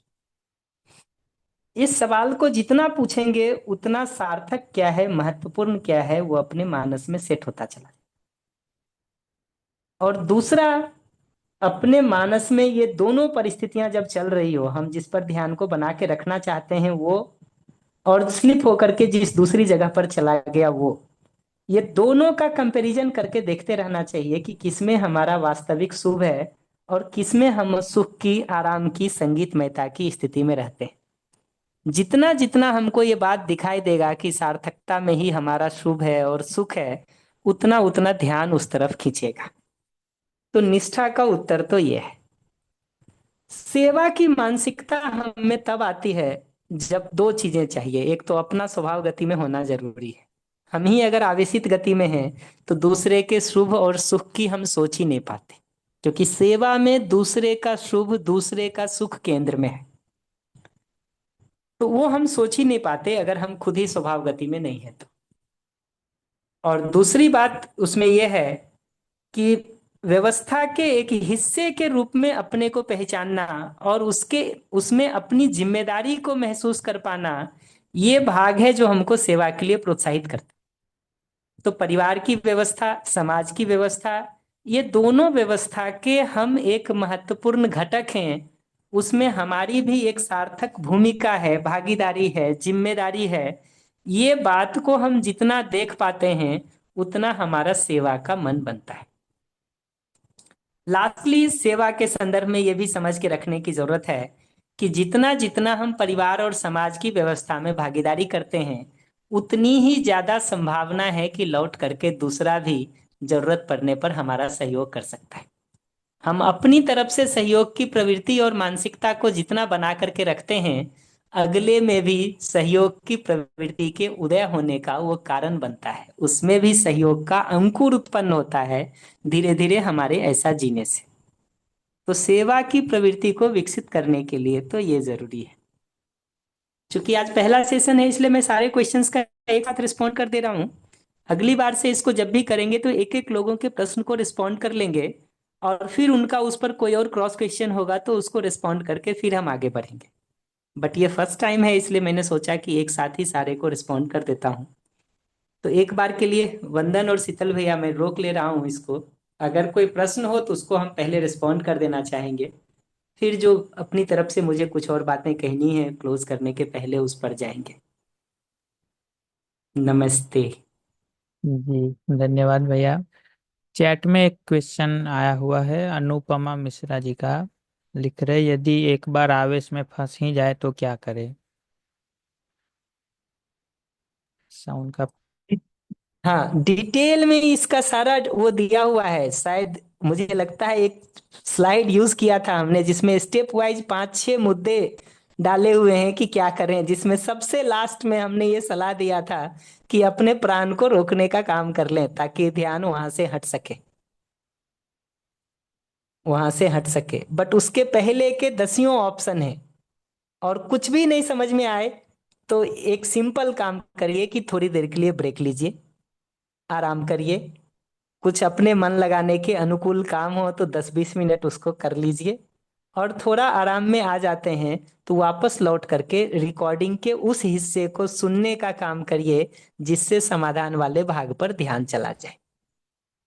अभी के लिए तो हम इतना ही कहना चाहेंगे। जी। जी भैया, रश्मि दीदी जी का हैंड रेज है, आपको माइक दिया है दीदी, आप बात रख सकते हैं। जी भैया जी, नमस्ते भैया जी, बंधन कोई नमस्ते हैंड रेज। भैया जी। जी जी। जी बहुत बहुत धन्यवाद भैया जी। मैंने भी आपकी रिकॉर्डिंग्स काफी सुनी है। फेस टू फेस वर्कशॉप तो अभी तक नहीं करना हुआ आपका, पर रिकॉर्डिंग्स में काफी कनेक्ट होता है और अ, काफी सुनने का भी मन करता है और अपने सॉल्यूशंस भी मिलते हैं। सॉल्यूशन मिलते हैं इसलिए भी सुनने का मन करता है, दोनों ही बात कनेक्ट होती है। अ, अभी जो आपने बोला कि स्टेप्स कहीं आपकी रिकॉर्डिंग में है, तो वंदन भैया जी से एक रिक्वेस्ट है कि वो प्लीज ग्रुप में शेयर कर दीजिएगा। और मेरा प्रश्न ये है कि जैसे जितना भी दर्शन को पढ़ रहे हैं, समझने की कोशिश कर रहे हैं, तो लगता है सभी व्यक्ति एक बेस में तो समान है ही, और सभी सुखी चाहते हैं। मतलब हर जगह ना पॉजिटिविटी का मन बनता है, पर अभी जो स्थिति परिस्थिति है वहां हर किसी पे विश्वास नहीं बन पा रहा है। तो ये अपने अंदर ही एक दुविधा की स्थिति दिखती है। मतलब चाहते हुए भी नहीं हो पा रहा है, ऐसा एक दिखता है। तो अ, खुद में तो कोशिश चालू ही है, और समझने का और नियति पे विश्वास करने का बोले, या और अच्छे से दर्शन को आपने समझ के। आपने परिचय शिविर किनका किनका सुना है दीदी? भैया जी, मैंने अचोटी में जाके अध्ययन किया है, तो नहीं, परिचय मैं शिविर तो परिचय शिविर का काफी। पूछ रहा हूँ। परिचय शिविर तो बहुत सारे प्रबोधक जी का हो चुका है। सोम भैया जी, थोड़े। हाँ।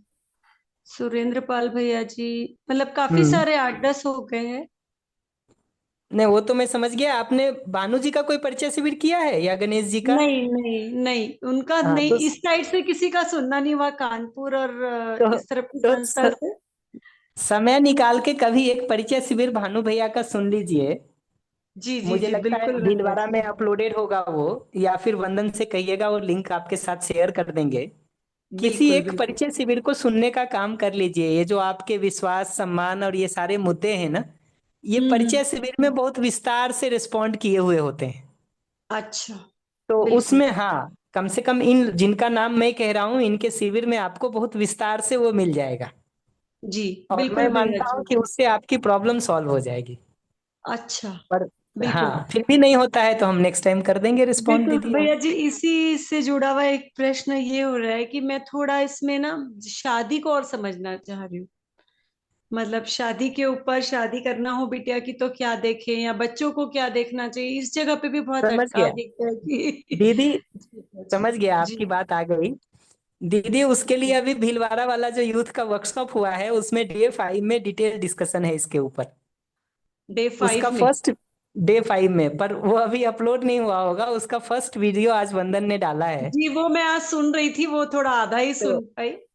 तो उसके क्रम में अभी 15 दिन में आपको वो मिल जाएगा दीदी। अल्टरनेट डे वीडियो अच्छा। अपलोड होगा, तो मैं मानता हूँ डे 5 तक आने में 20 दिन लगभग लग सकते हैं। बीस अच्छा। बाईस दिन तो उतने में आपको मिल जाएगा। और बहुत डिटेल में 3 सेशन चर्चा किया हुआ है उस पर दीदी। अच्छा अच्छा। जी बिल्कुल भैया जी जी। जी ठीक है, फिर जी मेरे दोनों प्रश्नों के उत्तर मुझे सुनने से मिल जाएंगे। जी बहुत जी बहुत जरूर। धन्यवाद। जी जी और भैया जी।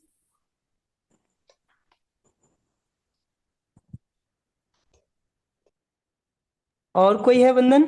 नहीं भैया। हाँ, हाँ, एक भरत हैंड भैया रेस का दिख एक रहा है, हैंड भरत रेस भैया हुआ का। अभी। हम्म। हाँ भैया, आप अनम्यूट कर सकते हो। नमस्ते भैया। नमस्ते। हाँ भैया, अभी हमने जो सेवा और निष्ठा की बात की ना, सेवा हाँ और हाँ निष्ठा के बारे में आपने बताया, उसमें वही है भैया कि जब भी हम स्वभाव गति में रहते हैं तो बाद में ऐसा लगता है कि प्रयोजन करते हैं, और कभी कभार प्रयोजन में आगे नहीं बढ़ पाते हैं। और कभी कभार ऐसा होता है कि स्वभाव गति में रहते हुए बहुत कुछ करने का ऐसा लग नहीं रहा होता है। कभी कभार ऐसा ज्यादा होता है स्वभाव गति में कि सब रहते कुछ। हुए अगर करने का मन नहीं बन रहा है, 1 मिनट इसको रिस्पॉन्ड कर देता हूँ, फिर बताइएगा भैया। हाँ भैया। स्वभाव गति में रहते हुए अगर करने का मन नहीं कर रहा है, तो हमको देखना चाहिए कि हम संबंध को देख पा रहे हैं कि नहीं, और संबंध में स्नेह का भाव हमारे में है कि नहीं। जी। अब बताइए, मुझे इतना ही कहना था कि उस समय अपना ध्यान इस बात पर ले जाना चाहिए कि हम संबंध को देख पा रहे हैं कि नहीं, और संबंध में स्नेह का भाव है कि नहीं। सही है भैया। और जब जब हम प्रैक्टिस या अभ्यास करते हैं तो उस समय बाहर की दुनिया से अपने आप में जब अंदर की ओर देखते हैं, भाव और विचार और सजगता के लिए, तो वहाँ अच्छे से बाद में किसी के साथ बात करते तो अच्छे से वो स्वभाव गति में रहकर बात हो पा रही है, या जो नेगेटिव सेंस है वो कुछ भी आता नहीं है। इतना परिमार्जन दिख रहा है अभी जी मेरे जी। को। जी भैया। संबंध पर ध्यान होना और संबंध में स्नेह के भाव पर ध्यान होना, हम्म। ये चीज है जो हमको अपने दायित्व कर्तव्य के निर्वाह के लिए मोटिवेट करता है। यस भैया। अपने दायित्व कर्तव्य के निर्वाह के लिए जो मोटिवेशन आता है, वो तो संबंध को देखने से और संबंध में स्नेह के भाव को महसूस करने से आता है। जी जी। जी धन्यवाद भैया। और कोई बात भैया?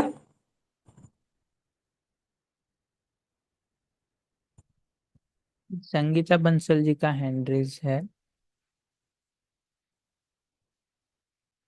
आप अनम्यूट कर सकते हैं दीदी।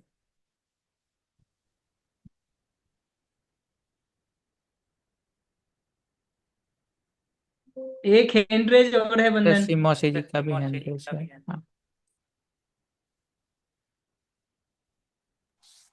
हाँ। जी भैया, मेरे सभी सवालों के प्रश्नों के उत्तर मुझे मिल गए हैं।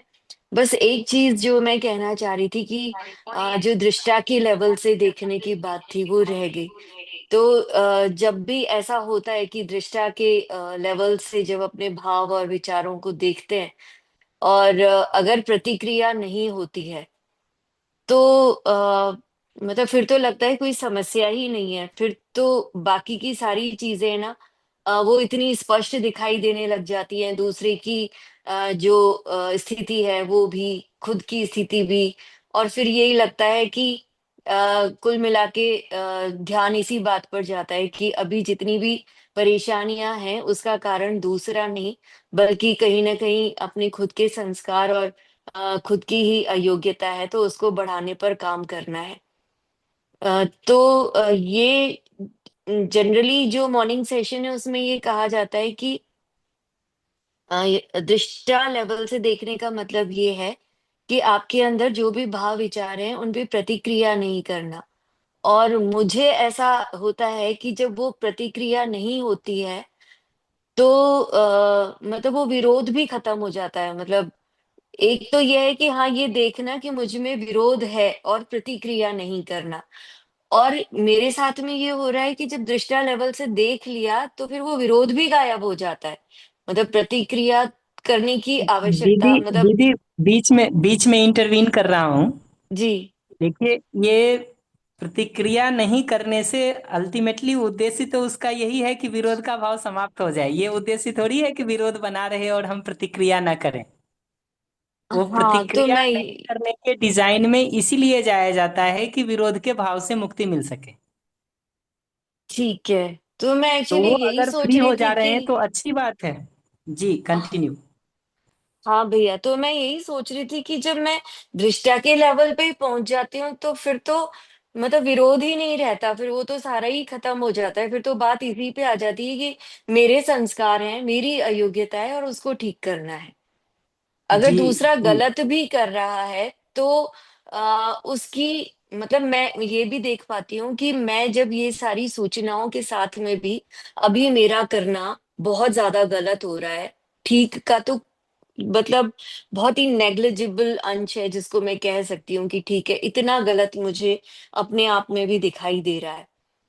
तो मतलब दूसरे का तो वो मुझे स्पष्ट ही नजर आ जाता है कि मैं इस अपेक्षा में क्यों हूं कि आगे से कुछ सही होगा। तो कुल मिला के तो मुझे मेरी ही योग्यता बढ़ानी है, पर ये भैया रहता कुछ ही देर के लिए है। वही, जब भी ये निष्कर्ष निकलते हैं तो उसको स्मृति में साधना ही एक मुख्य काम है। तो जब भी वो निष्कर्ष निकलता है तो उसकी एक डायरी मेंटेन की जाए। घंटे भर में 5 मिनट का ब्रेक लेकर के इसी सच्चाई को स्मृति में धारण करने पर जोर दिया जाए। जी, जितना करती जितना हूँ ये भैया। वरीयता हाँ। में, जी, जितना जितना ये वरीयता में ऊपर आएगा और जितना जितना उसके लिए प्रयास करेंगे उतना उतना ही ये सधेगा। प्रयास के अलावा और कोई उपाय नहीं है इसको बढ़ाने का, मतलब मेरे को तो नहीं पता है। जी जी जी, ठीक है जी भैया। जी ये तो मैं कर रही हूँ भैया, जो भी ऐसे जी होते हैं ना, निष्कर्ष होते हैं और होते हैं, तो जी वो मैं जी पूरा लिख लेती हूँ, उनको काफी लिखती हूँ। जी। वही जी लिखने भैया। का काम और उसको टाइम टू टाइम रिवाइज करने का काम, रिवाइज। ताकि वो अपनी स्मृति में बना रहे। और जब हम जी। घंटे भर में 5 मिनट का ब्रेक ले रहे हैं तो मेंटली उन निष्कर्षों को हम रिवाइज कर सकें और वापस अपनी स्मृति में धारण कर सकें। और उससे वो ये निर्णय होगा कि पूर्वक। जी जी जी जी। जी, उससे ये होगा कि कोई चीज स्लिप हुई भी है तो 1 घंटे से ज्यादा स्लिप नहीं रह सकता ना वो, लौट के ये वापस बात हमारी ठीक है। स्मृति में आ जाएगा। जी। जी जी जी। ठीक भैया, धन्यवाद, बहुत बहुत धन्यवाद भैया। या दीदी दीदी आप माइक ऑन करके बात कर सकते जी भैया, आवाज आ रही है ना मेरी? जी जी जी। भैया, श्याम भैया, मेरा ना एक प्रॉब्लम और मैं देख रही हूँ कि अभी जैसे इतनी देर मैंने ये बातें सुनी तो मैं हर चीज को कनेक्ट कर पा रही थी, और सभी के प्रश्न मुझे लग रहा था मेरे प्रश्न हैं और उसके मैं उत्तर भी पकड़ पा रही थी।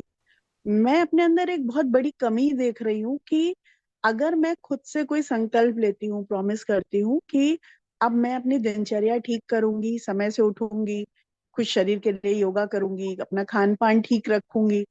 तो पहले की तुलना में अगर आप देखें तो बहुत सारी चीजें, मतलब 99% चीजें मुझे लगता है ठीक हो गई हैं। वो 1% प्रयास जो मेरी तरफ से होना है, उसमें मैं आज कल सुबह मैं जल्दी उठूंगी।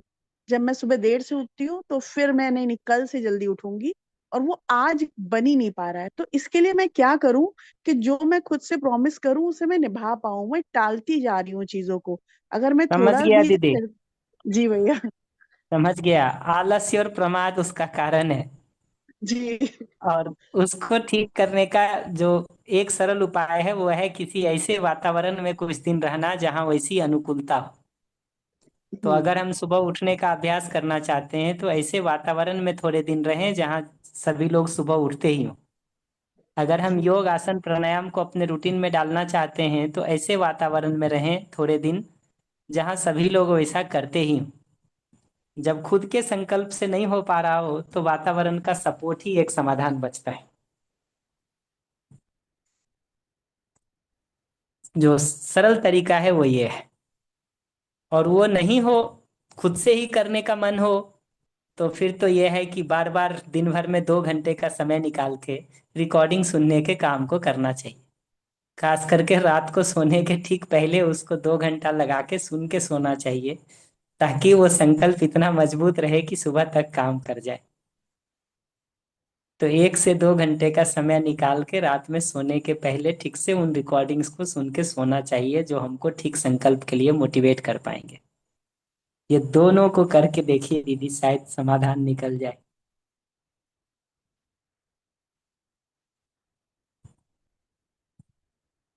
जी।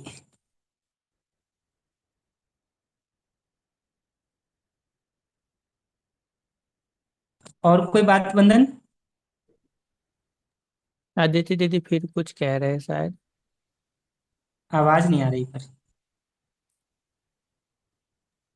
जी भैया, मैं ये बात भी देख पा रही हूँ कि जैसे मैं शिविर में जाती हूँ या मैं विपश्यना भी करके आई हूँ 3 बार पूरा 10 दिन का, तो वहां मेरा एक दिन में नियम बन जाता है, बहुत सहयोगी भी रहता है, और वापस आके वही सुअर वाली हालत होती है मेरी। तो ये मुझे लग रहा है मुझे अभी ये अभ्यास करना चाहिए जो अपने स्वयं से करने वाला है, तो वो ही सार्थक होगा।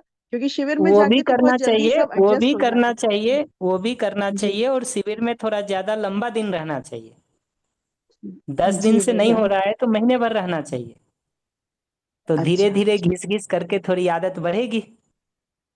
जी भैया। तो थोड़े लंबे समय तक शिविर में रह के देखना चाहिए। ये दूसरा वाला तो करिए ही घर पर थोड़ा लंबा समय सेशन में रह के देखिए। 10 दिन के बदले 1 महीना रहिए। ठीक, ये बात जी ठीक है भैया। जी कठिन लग रहा है वो सोच के ही, तो वो एक बार करना जी पड़ेगा। जी जी जी।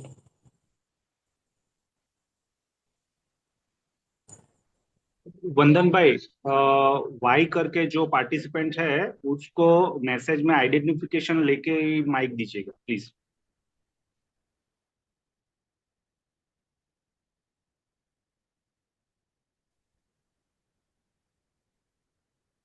ठीक है, संगीता बंसल जी का भी हैंड रेज है।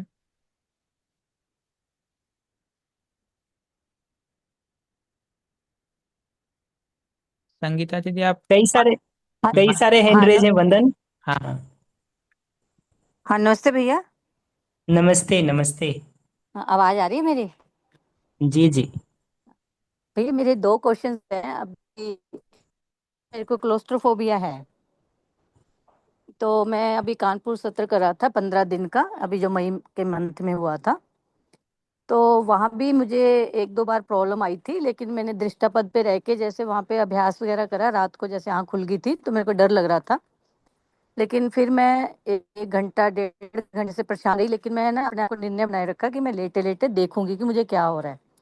और फिर मेरे को नींद आ गई, मतलब मैं वहाँ पे इस अपने फोबिया पे काबू पाया। और फिर जाते हुए जैसे वंदे भारत ट्रेन से हमें जाना था, जब सार सत्र खत्म हुआ तो वंदे भारत ट्रेन में भी मैं ऐसे ही चली गई बिना दवाई लिए। जबकि आते हुए जब वंदे भारत से हम आए थे तो मेरे को 2 गोलियां लेनी पड़ी थी जो एंजाइटी की होती हैं। अब मेरे को ये लग रहा था कि वहां रह के कि मेरा फोबिया ठीक हो रहा है और मैं इस पे काबू पा लूंगी जल्दी। कि अभ्यास करके। और फिर इस दरमियान मेरा लुधियाना जाना हुआ, तो वहाँ 2 बार कमरे का लॉक खराब हो गया, मैं 2 बार फँस गई वहाँ पे। और फिर वहाँ पे अंदर एक बहुत बड़ा-सा डॉगी है हमारे वहाँ पर, तो वो भी कमरे में ही था। मैं 2-3 मिनट ही कमरे में बंद कि बाहर से खोल दिया पापा ने आके जैसे। लेकिन मतलब मैं उस 2 बार जो उसमें बंद हो गई ना कमरे में, तो मेरी हालत बहुत खराब हो गई। जो मेरा विश्वास बना हुआ था कानपुर से, वो मेरा सारा विश्वास टूट गया। मतलब वहाँ लुधियाना 2 बार फँसने से, फिर ऐसे ही हरिद्वार जाना हुआ, उसके 2-3 दिन बाद ही लुधियाना के, फिर वहाँ पे मेरी प्रॉब्लम होगी जो कानपुर में हुई थी। तो ऐसे मेरा विश्वास मैं बहुत ज़्यादा, और मैं अभी समझ तक गया मैं। दीदी। और हाँ, हाँ जी। और एक प्रॉब्लम और है, वो भी शेयर कर दो अभी 2 से दोनों। हेलो भैया। जी मैं एक ही बात कह रहा हूँ। हाँ आप मेरा जी। नंबर ले लीजिएगा बंधन से, जी, और कल शाम या परसों सुबह कभी एक बार हमको कॉल कर लीजिएगा, तो मैं इसको रिस्पॉन्ड कर दूंगा। तो दूसरी प्रॉब्लम भी मैं तभी रख दूँगी भैया, हैं? जी जी जी जी जी।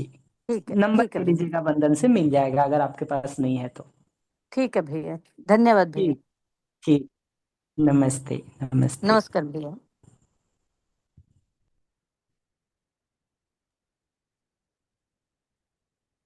ठीक है भैया, तो आप क्लोजिंग कंक्लूजिंग जो कहना है कह सकते हैं।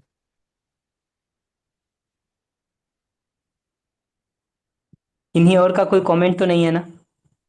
नहीं भैया, बस ये है कि जिनका नाम लिखा नहीं आ रहा उनका मतलब समिति का हमारा ये निर्णय है कि नाम लिखा होगा उन्हीं को माइक देंगे, जो कि लिंक बहुत जगह सर्कुलेट होता है। तो कौन जुड़ा है वो जब आइडेंटिटी होगी ठीक से तभी माइक दिया जाए, ऐसा सभी का मत है। ठीक है। ठीक है। जी। बढ़िया। तो 6 मिनट मेरे पास है, तो मैं 5 मिनट का समय लेकर के क्लोज कर देता हूँ अपनी बात को। और नेक्स्ट टाइम मैं एनवीसी का जो जीवन विद्या के पर्सपेक्टिव के साथ हमको दिखता है उसको शेयर करने का काम मैं कर दूंगा। एक प्रस्तुति तो मैं अपनी तरफ से फिक्स कर दे रहा हूँ, जिसमें मुझे 20 मिनट लगभग लगेंगे। बाकी जो भी और होंगे क्वेश्चंस का और शेयरिंग का, उसको आप लोग देख लीजिएगा जैसा भी करना हो। अभी के लिए मैं वापस इस पर ध्यान दिलाऊंगा कि अपने को अभ्यास की जगह पर मूलभूत अभ्यास जो है वो अस्तित्व की मूलभूत सच्चाइयों को अपने ध्यान में बनाए रखने का अभ्यास करना। तो अस्तित्व का सहअस्तित्व पूर्वक होना, प्रकृति का व्यवस्था पूर्वक होना, उस व्यवस्था के तहत हर इकाई का एक दूसरे के साथ परस्पर पूरकता के संबंध से अंतर संबंधित होना, इस सच्चाई को अपने स्मृति में बना करके रखना मूलभूत बात है। या तो हम कहें कि हम इस सच्चाई को मानते और स्वीकारते नहीं है, तो उस पर डिस्कशन हो सकता, चर्चा हो सकती, संवाद हो सकता, तर्क वितर्क हो सकता। लेकिन अगर एक बार ये कहते हैं कि हमको भाषाभास के स्तर पर ये सच्चाई ठीक लगती है, तो उस सच्चाई को अपनी स्मृति में बना करके रखना, ये महत्वपूर्ण काम हो जाता है। दूसरी भाषा में कहें तो ये जो भाषाभास हमको हुआ है मूलभूत सच्चाई का, उसको रिकॉग्नाइज करना, उसको एप्रिशिएट करना, उसको वैल्यू देना, उसको अपने जीने का आधार बनाना, ये जरूरी है। क्योंकि अगर ये काम हम नहीं करते तो हम अपने ही उन एक्सपीरियंसेस को वैल्यू नहीं दे रहे, रिकॉग्नाइज नहीं कर रहे, महत्व नहीं दे रहे, तो वो थोड़ी देर में मर ही जाएगा, कब तक बचेगा। तो एक बात तो मुझे ये कहनी कि मूलभूत अभ्यास जो है वो तो मूलभूत सच्चाई के प्रति सजग रहने का है। कौन सी मूलभूत सच्चाई? तो उस मूलभूत सच्चाई को हम पकड़ लें जिस पर ध्यान के बने रहने से हमको स्वाभाविक रूप से स्नेहपूर्वक जीने का प्रेरणा मिलता है। जिस सच्चाई पर ध्यान के बने रहने से स्वाभाविक रूप से हमारे अंदर स्नेह का भाव उभरता है, उस सच्चाई को पकड़ा जाए। और मैंने इस बात पर ध्यान दिलाया था कि स्नेह के मूल में क्षमा जरूरी है, क्षमा के मूल में शिकायत से मुक्त होना जरूरी है। तो निश्चित रूप से वो सच्चाई ऐसी होनी चाहिए जो हमारे अंदर क्षमा को और शिकायत से मुक्त होने को भी स्थिर कर सके, ये जरूरी है। इसके बाद देखेंगे तो भाव की जगह से उसको स्थिर बनाने के अभ्यास पर हमको ध्यान देने की जरूरत है। भाव को स्थिर करने का मतलब है कि ये स्नेह का भाव मेरे अंदर बना हुआ है, मैं उसके प्रति सजग हूं। और जब कभी भी वो भाव हमको टूटा हुआ दिखाई देता है तो हमको ये देखना चाहिए कि मेरा ध्यान मूलभूत सच्चाई से स्लिप तो नहीं कर गया है। अगर स्लिप कर गया है तो ध्यान को वापस मूलभूत सच्चाई पर ले जाएं, उसके आधार पर भाव को ठीक कर लें।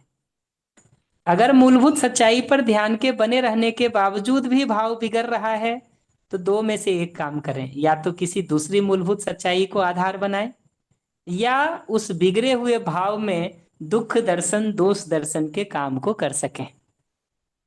और ये दुख दर्शन का काम जब भाव बिगड़ा हुआ है उसी समय करना ठीक है, क्योंकि जब आग जल रही है और उस पर हाथ पड़ा हुआ है तभी उसके ताप दुख को ठीक ठीक देखा जा सकता है। ताप दुख आपको पता है, इसलिए मैं उसको एक्सप्लेन नहीं कर रहा, कि उस ताप दुख को तभी ठीक से देखा जा सकता है और उस ताप दुख को देखने के आधार पर उससे वैराग्य पैदा होता है अपने अंदर। तो ये भाव की जगह से अभ्यास जरूरी है। ये दोनों को बनाए रखते हुए विचार में समाधान को ढूंढने की जरूरत है, ना कि ये दोनों अभ्यास को छोड़ करके। तो बेसिकली जब हम विचार में समाधान का अभ्यास कर रहे हैं उस समय स्मृति में सच्चाई को बनाए रखने का और भाव के प्रति सजग बने रहने का अभ्यास के साथ ही उसको करने की बात है। और विचार में समाधान की जगह पर हमको ये पहचानने की जरूरत है कि हमारी आवश्यकता और अगले की आवश्यकता, वो दोनों कैसे पूरा हो सकता है। इस उपाय को सोचने का नाम विचार में समाधान है। दूसरी भाषा में कहें तो हमारा भाव विश्वास सम्मान स्नेह प्रेम का बना रहे और इस परिस्थिति में हमको जो रिस्पॉन्ड करना है उसको हम एप्रोप्रिएट ढंग से रिस्पॉन्ड भी कर सकें, इस उपाय को ढूंढने का नाम समाधान है। अगर हमने अपने भाव को ही ब्रेक कर लिया तो कोई समाधान नहीं है। हम अपने भाव को बनाए रखते हुए भी कुछ बोल नहीं पा रहे हैं, अंदर अंदर ही भाव बिगड़ना शुरू हो जा रहा है और संभालना मुश्किल हो रहा है, तो भी वो समाधान नहीं है। समाधान का मतलब है अपने अंदर मूलभूत सच्चाई को देखने के आधार पर भाव का ठीक रहना और उस परिस्थिति में जो एप्रोप्रिएट रिस्पॉन्स हमारा बनता है उस रिस्पॉन्स को दे पाना, कर पाना, इसका नाम समाधान है। और ये अभ्यास की सारी चीजें जितनी सटीकता से अभ्यास करेंगे उसी से सधेगा। बिना अभ्यास के उसको करने की कोशिश करेंगे तो सिर्फ सिद्धांतों को समझ लेने से इसमें कुछ ज्यादा गति नहीं होगी। और जिस स्टेप को भी आप लूज मान के छोड़ देंगे, स्मृति में मूलभूत सच्चाई को स्मृति में धारण करने वाले स्टेप को लूज करेंगे तो वही कमजोर रह जाएगा। भाव मेरा ठीक बना हुआ है उसके प्रति सजग रहने के अभ्यास को छोड़ देंगे वो कमजोर हो जाएगा। विचार में समाधान वाले का काम नहीं करेंगे वो कमजोर हो जाएगा। और ये तीनों के साथ ये बात समझ के रखने की जरूरत है कि सुनने से ही सुनना ठीक होता है और बोलने से ही बोलना ठीक होता है। हम सोचेंगे कि विचार में ही चीजों को सॉल्व करके हमारा बोलना पूरी तरह से ठीक हो जाए तो नहीं होगा। बोलना का शुरुआत तो वहां से हो सकता है, बट उसके साथ बाकी चीजें तो धीरे धीरे करके ही होती हैं। और हर अभ्यास के सफल होने के लिए देखिए दीर्घकाल, जो मैंने सेशन में भी कहा था, मैं उसको संक्षेप में याद दिला देता हूँ। दीर्घकाल, निरंतरता और पॉजिटिव फ्रेम ऑफ माइंड के साथ उसको करना, जिसको सत्कार सेवित ढंग से करना कहते हैं, ये जरूरी है। दीर्घकाल, निरंतरता, निरंतरता का मतलब दिन भर में अधिकांश समय। दीर्घ काल का मतलब 2 महीना 4 महीना 6 महीना थोड़ा अभ्यास करके देखना। और पॉजिटिव फ्रेम ऑफ माइंड का मतलब उससे जुड़ी सभी शंका कुशंकाओं का समाधान करके करना, ताकि मन एक तरफा उसमें लग सके। ये जरूरी है अभ्यास की सफलता के लिए। तो मेरी बात तो पूरी हो गई। मेरी तरफ से तो सभी को नमस्ते। कुछ अर्जेंट हो तो बात कर सकते हैं, अन्यथा हम लोग सेशन क्लोज कर सकते हैं। और अगली बार का मैंने अपनी तरफ से एक प्रस्तुति तो बता ही दिया है, बाकी जो भी और होगा उसको कर लेंगे। मुझे लगता है आज पहली मीटिंग है, धीरे धीरे कोऑर्डिनेशन का काम ज़्यादा स्मूथ हो पाएगा समय के साथ। जी भैया। नमस्ते सभी को। जी, बहुत बहुत धन्यवाद भैया। बाकी सभी लोग जुड़े उन सभी का भी धन्यवाद। आपके जो भी हफ्ते भर में प्रश्न बने या जो भी आपका शेयरिंग करने का मन हो तो मैंने मेरा नंबर चैट में डाला है, तो आप लोग उस पर शेयर कर देंगे तो अगली बारी हम पहले से ही आपके क्वेश्चन को ध्यान में रखेंगे और आपकी शेयरिंग लेनी है वो ध्यान में रख पाएंगे। तो हफ्ते भर में आप मैसेज कर सकते हैं व्हाट्सएप पे। और बाकी अगले बुधवार को हम लोग वापस मिलते हैं। 8:30 बजे गोष्ठी समय से शुरू हो पाए, इसलिए हम लोग प्रयास करेंगे कि 8:30 से पहले 8:20 या 8:25 तक लिंक ऑन कर देंगे तो सब लोग जुड़ पाएंगे। तो अगली बार 8:30 से 10 फिर मिलते हैं। सभी का बहुत बहुत धन्यवाद। और किसी का हैंड रेज या ऐसा कुछ है नहीं, बस सभी लोग धन्यवाद अदा कर रहे हैं चैट में। सभी को धन्यवाद। नमस्ते। ठीक है भैया, नमस्ते। तो क्लोज नमस्ते। करते हैं। ठीक नमस्ते। है। नमस्ते। नमस्ते। जी, सभी को नमस्ते।